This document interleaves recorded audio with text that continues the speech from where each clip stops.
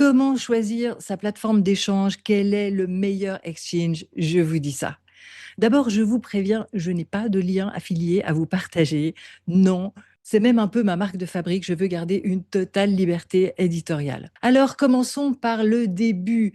Kraken, le premier fondé en 2011, il a 700 cryptos, beaucoup de paires contre dollars et euros. Pour ceux qui sont en France et qui préfèrent les paires contre USDC, il a 45 paires, je viens de compter, alors qu'en janvier, il en avait 36, donc ça augmente petit à petit. C'est l'exchange le plus ancien, le plus sécurisé. Il a une excellente réputation parmi les professionnels au niveau de la sécurité et il a des trailing stops, même si ça fonctionne d'une manière un peu différente des autres exchanges.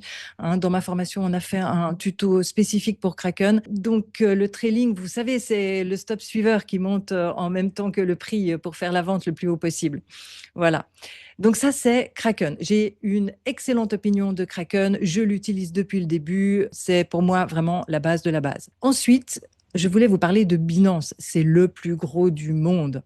Alors, il est plus récent, hein. Il a été fondé en 2017 et lui, il a vraiment des gros volumes. 10 milliards de transactions par 24 heures. Il a un peu moins de crypto, 445 actuellement. Mais c'est vraiment là où vous trouverez les meilleurs volumes du monde. Il a aussi les trailing stops dont je vous parlais il y a un instant. Et il a un inconvénient, c'est que quand on veut mettre des ordres de vente, c'est maximum à x2.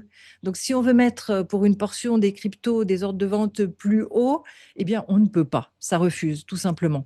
Donc, dans ces cas-là, on met une alarme sur le prix, mais ça complique la vie. À part ça, c'est vraiment une plateforme qui fonctionne méga super bien dans le monde entier. Ensuite, on peut parler de Coinbase. Coinbase est aussi un ancien, fondé en 2012. Il a 377 cryptos, il a beaucoup de paires contre USDC, ce qui est normal puisque sa maison mère, Circle, est le fondateur de l'USDC. Très solide, très réputé.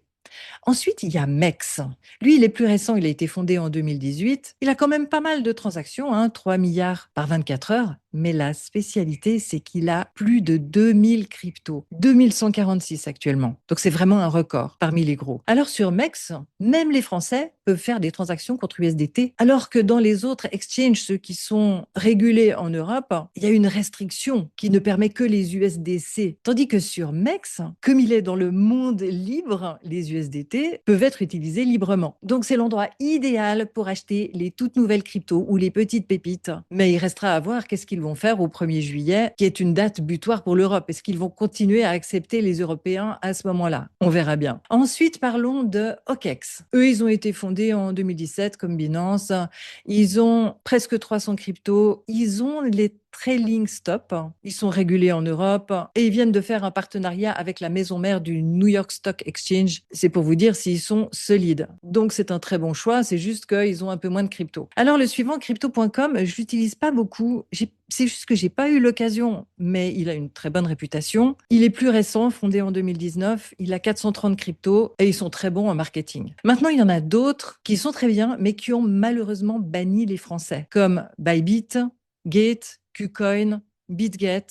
Ce sont d'excellentes plateformes, mais ils ont juste pas envie de se prendre un procès par l'AMF, donc ils ont juste abandonné les Français. Alors, il y a des nuances pour chacune. Par exemple, Bybit a lancé Bybit EU en Autriche, mais ils ont encore très peu de crypto et très peu de volume. KuCoin est vraiment très bien. C'est même eux qui avaient lancé en premier les trailing stop sur le spot dans leur plateforme. Et BitGet est une plateforme super appréciée des Français pendant longtemps. Le problème, c'est qu'ils étaient sur liste noire de l'AMF et que pour pouvoir demander MiCA, ils doivent d'abord sortir de la liste noire. Et pour pouvoir sortir de la liste noire, ils ont été obligés de bannir les Français. Mais ils aiment les Français. Donc, dès qu'ils auront leur certification, probablement que les Français seront de nouveau tout à fait bienvenus. Bon, ça fait beaucoup d'exchanges tout ça. En attendant, lesquels choisir? Je dirais quelqu'un qui a des besoins simples sur des grosses cryptos et qui veut des frais de transaction bas, le plus simple, c'est de rester sur Binance.com. Quelqu'un qui veut ajouter des petites cryptos explosives ou avoir un beaucoup plus grand choix de cryptos, je lui recommande d'ajouter MEX. Quelqu'un qui accorde énormément d'importance à la sécurité, et il aura raison, et qui veut pouvoir mettre librement des ordres de vente à n'importe quel niveau,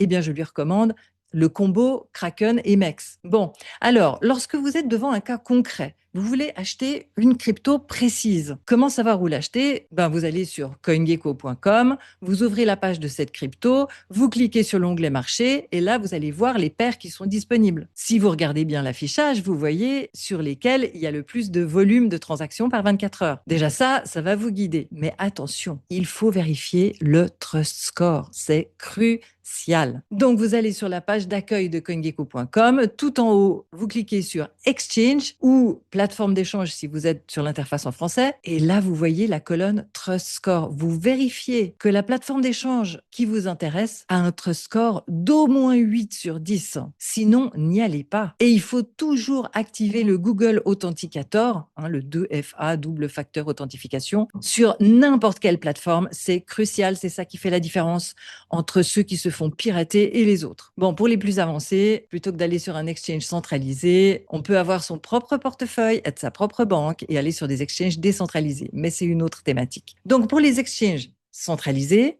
ceux que je viens de vous citer sont des bons. On peut être sur de nombreux exchanges, ça pose pas de problème, c'est gratuit. Vous pouvez très bien en laisser certains tout à fait vides pendant une période où vous ne les utilisez pas. Et quand vous en aurez besoin, vous êtes content d'avoir un compte pour réagir rapidement. Le fait d'avoir des comptes sur de nombreux exchanges, oui, ça va vous compliquer un peu au moment de la déclaration d'impôt. Mais finalement, c'est la même procédure pour tous. Donc, en avoir un de plus, c'est pas un problème. En conclusion, je dirais que Binance.com et Kraken.com suffisent dans la majorité des cas. Et je vous souhaite de joyeux investissements.